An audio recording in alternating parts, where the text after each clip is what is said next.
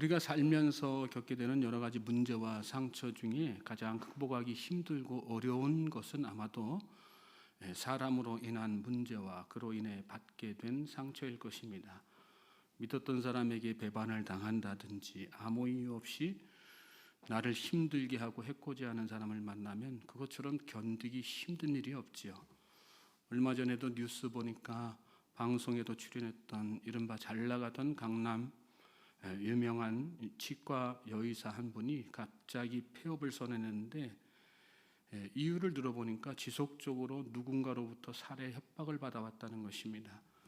처음에는 웬 정신 나간 사람의 일탈인가 그랬겠지요. 그런데 그게 한두 번으로 끝난 게 아니라 지속적으로 계속되니까 나중에는 사람 만나는 게 두려워지고 언제 내가 무슨 일 당할지 모르겠다. 공포 속에 사로잡혀서 일상을 살아갈 수 없게 되는 것입니다.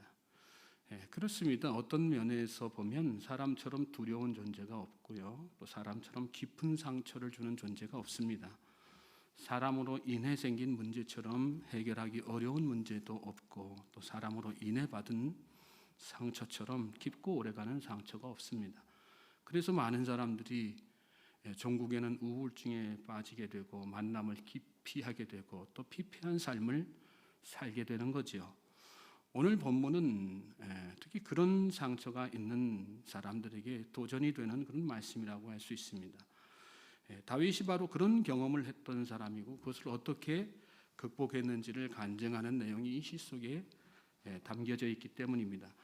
우리가 말씀을 읽으셨는데 먼저 9절로 13절 말씀을 보시면 다윗이 힘들어했던 자신의 경험을 아주 적나라하게 표현하고 있죠. 9절 후반부에 보시면 내가 근심 때문에 눈과 영혼과 몸이 쇠하였나이다.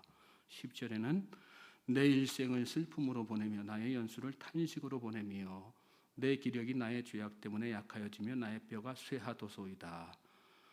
이 말씀을 세번역 성경으로 보면 다윗이 느끼고 있는 이 고통이 더 마음속에 실감나게 다가오는데 제가 읽어드리겠습니다. 울다 지쳐 내 눈이 시력조차 잃었습니다. 내 몸과 마음도 활력을 잃고 말았습니다. 나는 슬픔으로 힘이 솟은 뒤였습니다. 햇수가 탄식 속에서 흘러갔습니다. 근력은 고통 속에서 말라버렸고 뼈마저 녹아버렸습니다. 너무 힘들고 고통스러워서 기력이 다 소진된 상태, 상처가 너무 깊어서 너무 깊다 보니까 뼈마저 마치 녹아내린 것 같은 그런 상태.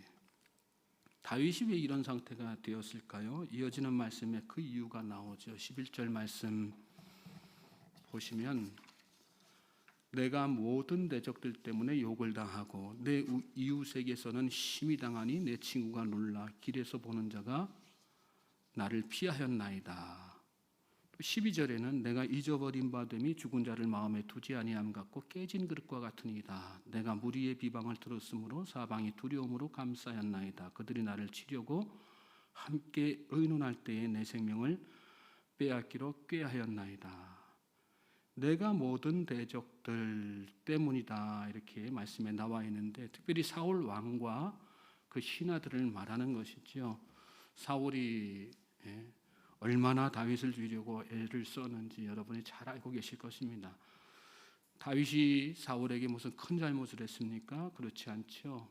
다윗에게 잘못이 있다면 사울보다 뛰어났다는 것이고 하나님의 도우심으로 승승장구했다는 것이죠.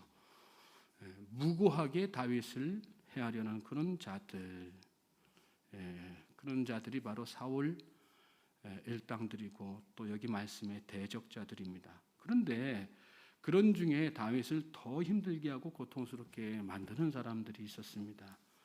그런 다윗을 보고 동정하고 이해하는 것이 아니라 도리어 비방하는 사람들이었습니다. 이 사람들은 어떤 사람들일까요? 다윗의 속사정을 전혀 알지 못하는 그런 사람들이죠. 사울 왕이 죽이려고 하는 그 상황만 보고서 다윗이 왕한테 무슨 큰 죄를 지었구나 지레짐작으로 판단하는 그런 사람들이었어요. 그러니까 왕이 저렇게 하지. 또 그 가운데에는 사울 왕의 편에서 뭔가 떡고물이라도 얻어 먹을 수 있는 게 없을까 하는 기회주의자들도 있었을 것입니다. 아무튼 그 사람들이 다윗을 어떻게 대합니까? 말씀해 보면 놀라고 피하나이다. 다윗이 잘 나가던 때에는 누구보다도 다윗을 가까이 대하고 살갑게 대했던 그 사람들이 지금은 다윗을 수치스럽게 생각하고 혹시나 나도 피해를 당하진 않을까 하고 멀리하면서 비방하고 있는 것입니다. 또 사울 편에 서서 다윗의 목숨을 도모하는 일까지 감행합니다. 그러니 다윗의 마음속에 얼마나 사람으로 인한 큰 배신감과 수치 또 상처가 밀려왔겠습니까? 다윗은 말 그대로 깨진 그릇처럼 세상에서 잊혀진 존재가 되고 싶은 그런 참담한 마음의 상태였습니다. 그러나 결과적으로 다윗은 하나님의 도우심으로 이 모든 상황을 잘 극복하게 되죠. 거기에는 먼저 다윗이 이 문제를 가지고 하나님 앞에 나아갔다는 것을 오늘 말씀 가운데서 깨닫게 됩니다. 1절부터 4절 말씀 올라와서 보십시오. 여호와여, 내가 주께 피하오니 나를 영원히 부끄럽게 하지 마시고 주의 공의로 나를 건지소서. 내게 귀를 기울여 속히 건지시고 내게 견고한 바위와 구원하는 산성이 되소서. 주는 나의 반석과 산성이시니 그러므로 주의 이름을 생각하셔서 나를 인도하시고 지도하소서. 그들이 나를 위하여 비밀이 친 그물에서 빼내소서. 주는 나의 산성이시니이다. 나를 건지소서, 산성이 되소서, 인도하시고 지도하소서, 빼내소서. 하나님 앞에 다윗이 이 문제를 가지고 나아가서 엎드려 기도한 것이죠. 그 뒤에 이어지는 말씀 보면 내가 나의 영을 주의 손에 부탁하나이다. 진리의 하나님 여호와여, 나를 속량하셨나이다. 내가 나의 영을 주의 손에 부탁하나이다.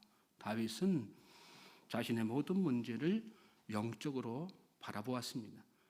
문제를 인간적으로 바라보는 사람은 인간적인 방법을 찾죠. 그렇지만 영적으로 바라보는 사람은 누구를 찾습니까? 하나님을 찾습니다. 믿음의 사람은 모든 문제를 영적으로 해석하고 영적으로 접근하는 사람입니다. 특히나 사람으로 인한 마음의 상처는 더더욱 그렇죠. 마음을 감찰하시는 분이 하나님이시고 영을 다스리시는 분이 하나님이시라고 했습니다. 나의 영을 주의 손에 부탁하나이다 하는 이 다윗의 고백은 다윗을 힘들게 하는 사람들의 이면에 악한 영의 역사가 있음을 깨달았기 때문에 할 수 있는 그런 고백입니다. 실제로 그렇죠. 사울이 왜 다윗을 이처럼 집요하게 쫓아다닙니까? 악한 영에 사로잡혀서, 성경이 그걸 증거하고 있지 않습니까? 악한 영에 사로잡혀서 그랬던 것입니다. 여러분, 사람을 바라보면 문제가 해결되지 않습니다. 우리의 눈은 항상 어디에 있어야 되는 것입니까? 영에 있어야 되는 것입니다. 사람의 배후에 있는 악한 영을 바라보는 영적인 안목이 열려져야 비로소 우리 문제가 해결되기 시작한다는 사실 여러분 믿으시기 바랍니다. 에베소서 6장 12절에 우리가 잘 아는 말씀 나오죠. 우리의 씨름은 혈과 육을 상대하는 것이 아니요 통치자들과 권세들과 이 어둠의 세상의 주관자들과 하늘에 있는 악의 영들을 상대함이라.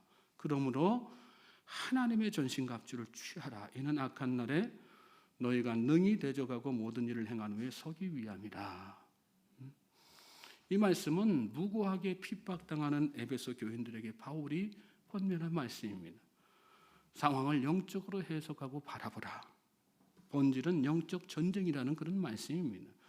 바울은 그래서 하나님의 전신갑주를 취하라 이렇게 도전한 것이고 다윗은 그래서 하나님 앞에 나아가서 기도한 것입니다. 저는 저와 여러분이 어떤 문제든 특별히 인간적인 문제 앞에서 그 상처가 얼마나 깊든 그 모든 문제를 가지고 하나님 앞에 나아갈 수 있는 그 이면에 영적인 악한 영의 역사가 있다고 하는 사실을 잘 깨닫고 하나님 앞에 문제를 가지고 나아가서 영적으로 해결할 수 있는 저와 여러분 될 수 있기를 주님의 이름으로 소망하고 축복합니다. 6절로 8절에도 그런 고백이 나오죠. 내가 허탄한 거짓을 숭상하는 자들을 미워하고 여호와를 의지하나이다. 내가 주의 인자하심을 기뻐하며 즐거워할 것은 주께서 나의 고난을 보시고 환난 중에 있는 내 영혼을 아셨으며 나를 원수의 수중에 가두지 아니하셨고 내 발을 넓은 곳에 세우셨습니다. 하나님께서 환난 중에 있는 내 어떤 육적인 상황이 아니라 뭘 아신다는 고백을 여기서 하고 있어요. 내 영혼을 아신다는 거예요. 영혼을. 하나님께서 악한 영과의 싸움에서 그래서 궁극적으로 승리하게 하실 것을 알고, 그래서 하나님을 의지하고 기뻐하며 즐거워한다는 그런 고백인 것입니다. 문제를 영적으로 바라보고 영을 다스리시는 영이신 하나님을 의지할 때 마침내 하나님께서 승리 주신다는 것을 여러분 믿으시는 이 새벽 되시길 바랍니다. 그리고 그 문제를 끌어안고 하나님 앞에 열심히 기도하십시오. 믿음의 사람은 그래서 하나님 앞에 피하는 것이고요, 그래서 하나님 앞에 엎드려 기도하는 것입니다.